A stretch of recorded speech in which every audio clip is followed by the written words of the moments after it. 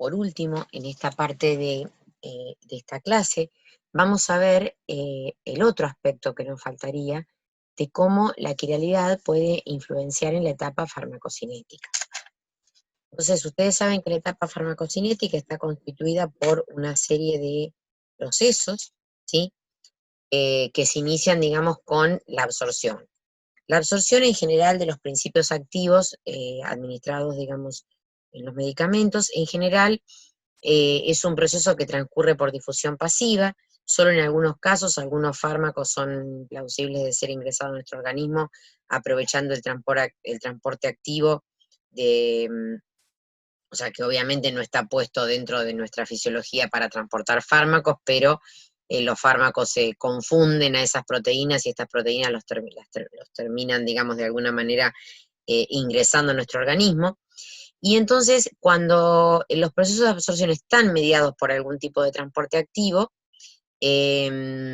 obviamente si se trata de difusión pasiva no va a haber estereoselectividad en ese proceso, porque en general esos procesos están mediados por el carácter, el balance lípido-hidrofílico de las moléculas. Pero en los casos hay algunos de transporte activo estereoselectivo, y también hay algunos ejemplos de selectividad entonces hacia poder absorber con mayor facilidad una, una forma enantiomérica que otra. Sin embargo, no son esos los ejemplos tan más ricos, pero sí tenemos muy buenos ejemplos en lo que tiene que ver el comportamiento diferencial de la distribución de fármacos, dependiendo del enantiómero del que se trate. Si nosotros estamos pensando que muchas veces lo que favorece grandemente la distribución de fármacos es la interacción con las proteínas plasmáticas. Entonces, dado que esas proteínas son selectores quirales, si unen de manera estereoselectiva a un enantiómero respecto de otro, cuando estos son administrados como mezclas racémicas,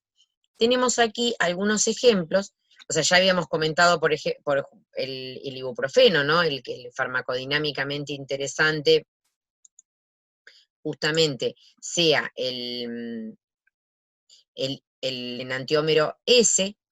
Después nos permite comparar justamente este cuadro, digamos, que está incluso para varias especies, donde también está el propranolol. Yo aquí marqué en fucsia el enantiómero interesante desde el punto de vista farmacodinámico, es decir, el eutómero está marcado en fucsia.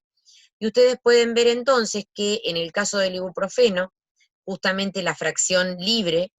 es mayor de ese enantiómero que del otro. Y entonces, ¿esto qué nos garantiza? O sea, si bien nosotros vemos que la unión a proteínas plasmáticas es importante para la distribución de los fármacos, también debemos saber que para que un fármaco pueda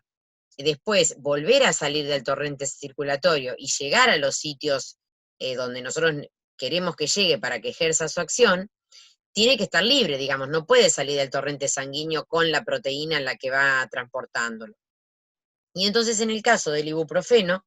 justamente la fracción libre es mayor, ¿sí? Acá está el cociente, es mayor en favor del enantiómero que nos interesa desde el punto de vista farmacodinámico. En el caso del propranolol, el enantiómero o el eutómero tiene una fracción libre un poquito por debajo del otro enantiómero, pero digamos que prácticamente son comparables. En el caso del verapamil, un fármaco, ya lo vamos a ver en su momento, con baja ventana terapéutica, digamos, generalmente de administración intrahospitalaria, el enantiómero que nos interesa también deja en favor una fracción libre más importante que la de su enantiómero, y en el caso de la warfarina, fíjense que la fracción libre del enantiómero o del eutómero resulta menor que la del distómero. Bueno, esto es importante tenerlo en cuenta y sobre todo es muy importante cuando uno hace monitoreo de fármacos quirales. ¿Por qué? Porque si el monitoreo de fármacos, los niveles plasmáticos no se hacen con HPLC quiral, mal podemos decir que estamos con un nivel plasmático que caiga dentro de la ventana terapéutica si yo no estoy cuantificando cuál es el nivel plasmático del enantiómero que me interesa desde el punto de vista farmacodinámico. Entonces es muy importante que se tenga en cuenta. mucho de la farmacología que conocemos fue escrita antes de que las cuantificaciones por HPLC fueran hechas utilizando HPLC quiral, y por tanto los niveles plasmáticos para drogas que se administran o para fármacos que se administran como mezclas racémicas y donde se sabe cuál es el enantiómero activo, es muy importante hacer el monitoreo plasmático por medio del empleo de HPLC quiral para garantizar que los niveles plasmáticos se corresponden, las fracciones libres, a la de aquellos enantiómeros que son los que tienen la actividad farmacológica deseada. También es importante, acá fíjense que pude seguir con los mismos compuestos que estaban en la diapositiva anterior, ¿qué pasa con el metabolismo? Por definición, cualquier fármaco es un xenobiótico. Por otra parte, xenobióticos enantioméricos van a tener distinta afinidad por las enzimas metabolizantes, porque también con ellas van a formar complejos diastereoméricos, y por tanto uno de ellos seguramente más favorecido que el otro. Y entonces acá tenemos el ejemplo de lo que llamaríamos el metabolismo estereoselectivo respecto del sustrato. Si ustedes se fijan, el propranolol, otra vez marcado en fucsia el eutómero, tiene un clearance oral, ¿sí?, a nivel hepático, que es más bajo que el del enantiómero no activo, digamos, o el distómero, el menos activo. Mientras que si uno lo administra por vía intravenosa, fíjense que los niveles se acercan, digamos, y entonces por vía intravenosa el clearance hepático después se ve disminuido para ambos enantiómeros, como puede verse aquí en la diapositiva, digamos, como tenemos un clearance importante, la disminución, dado que saben que por la vía intravenosa se evita el efecto del primer paso hepático, y esto recupera bastante entonces o hace que se pierda menos fármaco por efecto de ese primer paso hepático, que es lo que estamos evitando con la administración intravenosa. El verapamilo, fíjense, es notable también la diferencia. Si uno administra verapamilo por vía oral, fíjense que prácticamente el clearance hepático del efecto del primer paso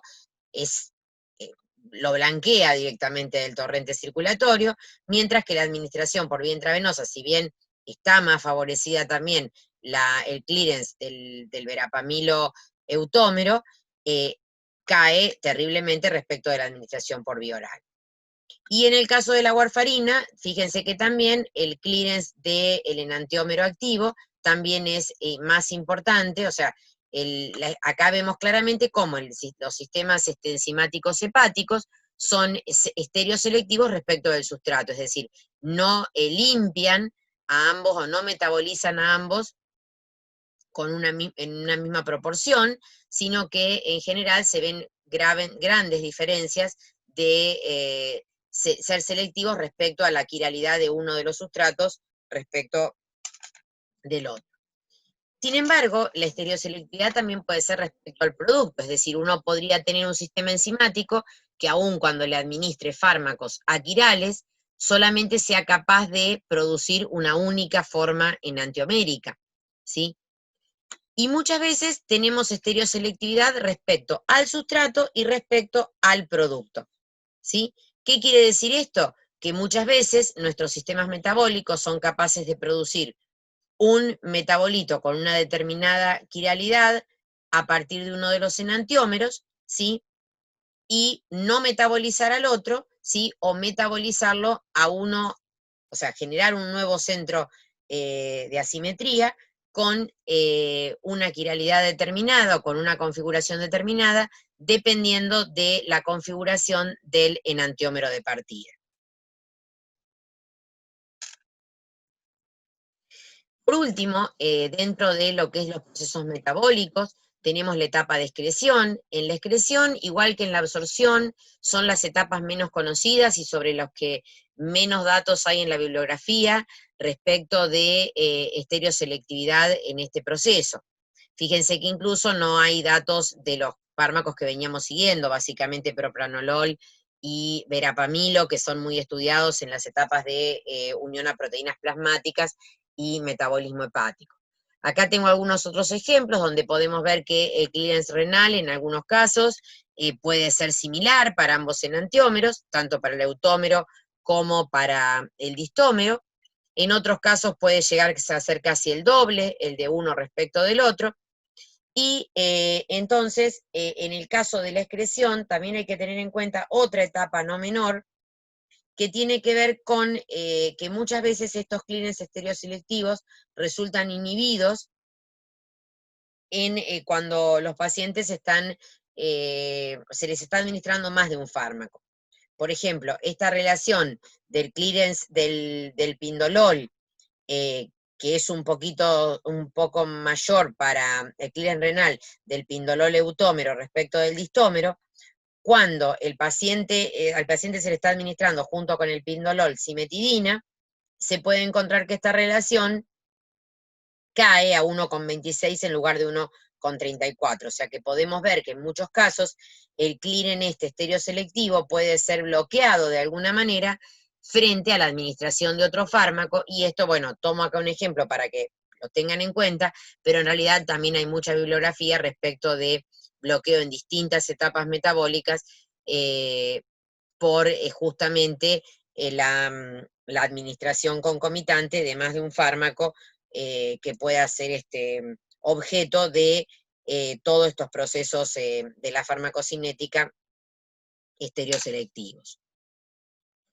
Bueno, ¿por qué volvemos un poco o sea, creo que con esos ejemplos queda bastante, por lo menos esto de que tomen conciencia de la influencia de la quiralidad en los procesos en la actividad farmacológica de los activos,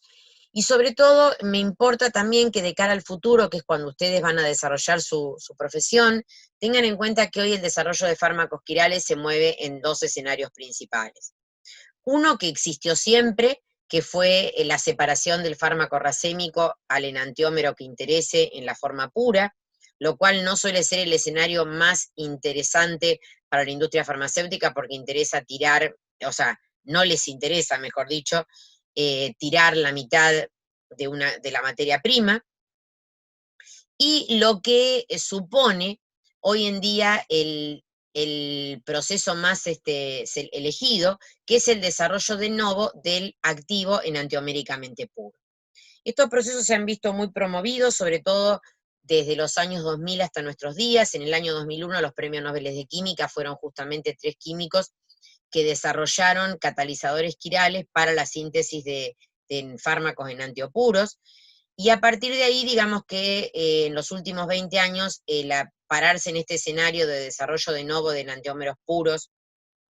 es la tendencia, digamos, de alguna manera.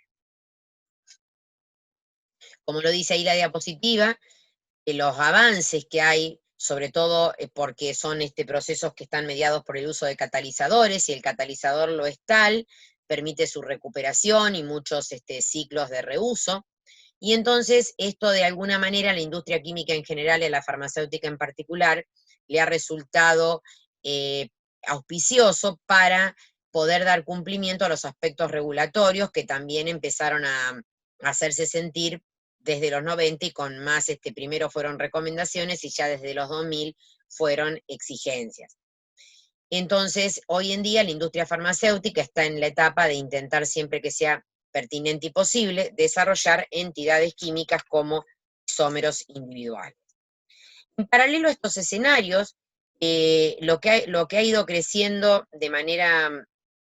interesante es el desarrollo de esta estrategia que, como les decía, es una subestrategia dentro de lo que conocemos como mejora de fármacos existentes, que corresponde al switch quiral, lo cual en muchos casos empezó como una estrategia de patentamiento, digamos. Muchas empresas farmacéuticas ya en las etapas previas al patentamiento ya tienen algunas pruebas de actividad que dan cuenta de que un enantiómero y el otro podrían ser comercializados con indicaciones terapéuticas diferentes. No obstante, patentan la mezcla racémica, y si un tiempo después se presentan ante los organismos, digamos, en cada país responsables del patentamiento, y dicen que han separado esas mezclas y que han conseguido que uno de los enantiómeros tenga una nueva indicación clínica, en países donde está permitido el patentamiento de usos, esto les permite ser aquellos que, digamos, priorizada el que le prolonguen, digamos, la vigencia de sus patentes si aplican esta estrategia y definen que un enantiómero separado ahora tiene una aplicación terapéutica diferente de aquella que tenía la mezcla racémica en la cual fue involucrado. Piensen que en países como el nuestro, donde únicamente se pueden patentar productos o procesos, cuando uno patenta la mezcla racémica, está patentando a los dos compuestos. Es decir, es como si ustedes patentan un par de zapatos, no van y patentan hoy el del pie derecho y mañana el del pie izquierdo. Una vez que patentaron el par de zapatos, ambos forman parte de lo que está protegido en esa patente, y por tanto, en nuestro país, digamos, no podríamos después patentar al enantiómero por separado. Vuelvo a repetir, hay muchos países del mundo donde se puede patentar el uso, y entonces en esos países estas empresas consiguen que se les estire la vigencia de sus patentes cuando hacen una patente, digamos, adscripta a aquella primera, una patente de selección del producto, digamos, o de tal enantiómero con un nuevo uso. Por eso esta estrategia de switch quiral es muy utilizada por empresas farmacéuticas muy poderosas para justamente ampliar los tiempos de vigencia de propiedad de una patente. El switch quiral, desde el punto de vista de la química, en realidad el interés que conlleva es el estímulo que representa la resolución de las mezclas racémicas, dado que muchos fármacos, entonces, que se han licenciado y desarrollado como racematos, tal vez los dos ejemplos más clásicos son el de la fluoxetina y el omeprazol, la sustitución por los isómeros individuales los convierte entonces en esta forma que veníamos diciendo de proteger, o sea, de extender la patente de los enantiómeros como mezcla, y sobre todo darles una protección adicional contra la competencia de racematos genéricos de compuestos de la misma familia que estén en desarrollo por parte de otras empresas farmacéuticas. Hay empresas hoy en día que en el mundo se especializan en la síntesis quiral. Una de las más conocidas es Sepracor, que cuando está, digamos, a la pesca de estas patentes de mezclas racémicas para desarrollar isómeros puros y entrar posteriormente en acuerdo con de licenciamiento con los creadores del racemato, para de esa manera poder estirar las patentes estas en licencias que sean para un único producto o para uno de los productos con un uso diferencial. Entonces el switch quiral hoy en día, digamos, no solo es una herramienta de mejora de fármacos en cuanto a la seguridad y la eficacia de los fármacos existentes, sino también es una herramienta de marketing para la industria farmacéutica. Acá tenemos un montón de ejemplos de productos con las compañías farmacéuticas que están detrás de ellos, que han permitido el desarrollo de algún de estereoisómeros separados con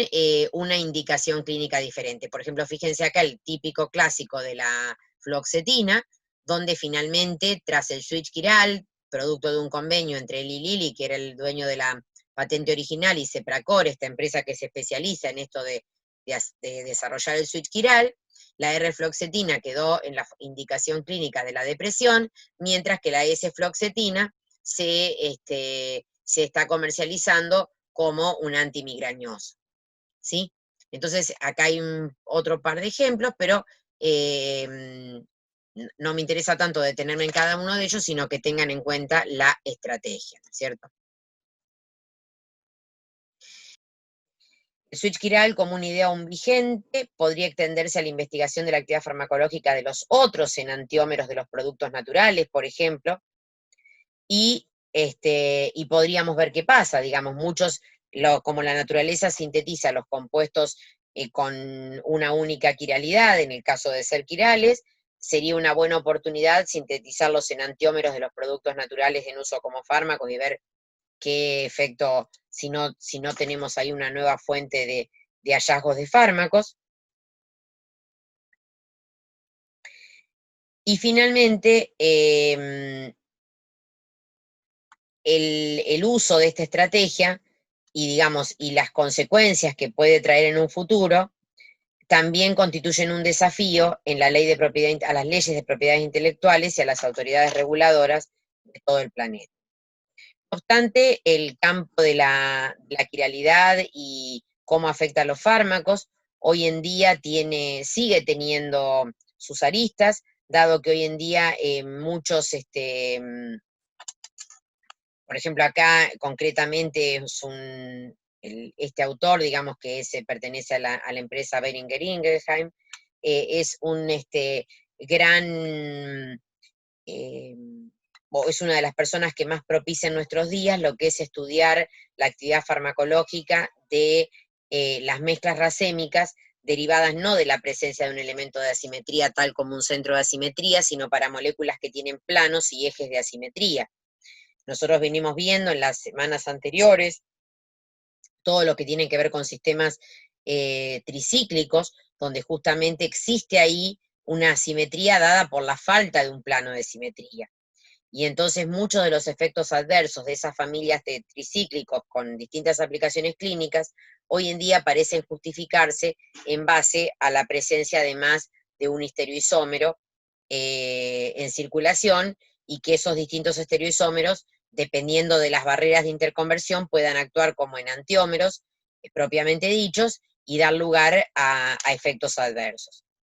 En tal sentido, ahí tenemos un clásico ejemplo que ustedes vienen viendo en las clases anteriores, o tenemos, por ejemplo, aquí el de la nevirapina, o tenemos aquí un fármaco que vamos a ver un poquito más adelante, donde se está postulando hoy en día que, dependiendo de las barreras de giro a lo que en torno a ejes de rotación o a planos que confieren asimetría a las moléculas, sería interesante revisar los fármacos que se han desarrollado, y si esas barreras están por encima de las 20 kilocalorías mol, realmente replantearse el desarrollo de fármacos y no utilizarlos, porque a la temperatura fisiológica es muy probable que estén actuando como mezclas racémicas y esto traiga aparejado efectos adversos. Bueno, espero durante la clase sincrónica, digamos, aclarar algunas dudas que surjan al respecto, pero